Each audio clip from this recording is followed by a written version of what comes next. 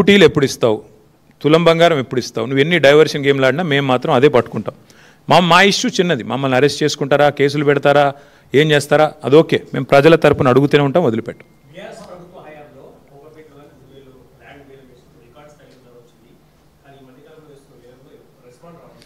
Real estate కుదేలు అవుతుంది అని నేను ఎలక్షన్ ముందే చెప్పిన బ్రదర్. కాంగ్రెస్ వస్తే రియల్ ఎస్టేట్ డామ్ అంటుందని చెప్పిన. దానికి ప్రధాన కారణం ఇవాళ హైడ్రా అనే ఒక భూతాన్ని ఏదైతే హైదరాబాద్ మీద వదిలిపెట్టినరో, హైడ్రా అనే భూతం ఇవాళ హైదరాబాద్లో రియల్ ఎస్టేట్ డామ్ అనడానికి ప్రధాన కారణమే హైడ్రా అనే భూతం.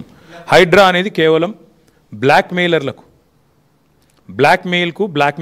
ఆలంబనగా మారింది. దానివల్ల ఇవాళ 100 కోట్ల రూపాయలు చేతులు మారుతూ ఉన్నాయి.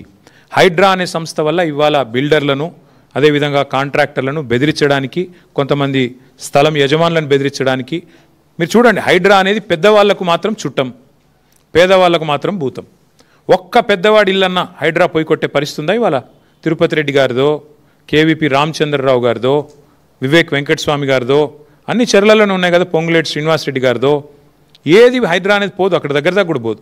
కానీ పేదవాళ్ళ ఇంటికి మాత్రం పోయి ఇష్టం వచ్చినట్టు కూలగొడతారు. అందుకే నేను చెప్తా ఉన్నా హైదరాబాద్ ప్రజలకి, ఈ హైడ్రా అనే భూతాన్ని వదిలించుకోవాలంటే కాంగ్రెస్ అనే ఇంకో పెద్ద భూతాన్ని వదిలించాలి.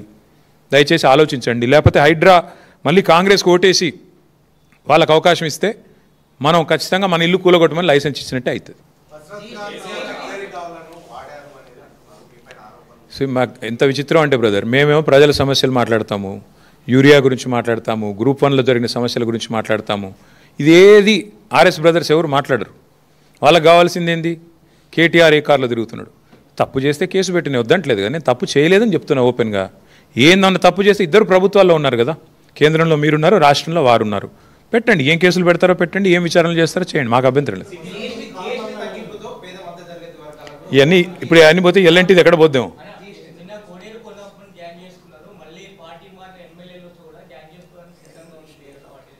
అని ఎవరు చెప్పారు మీకు?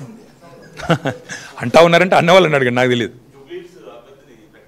ఎస్, 100%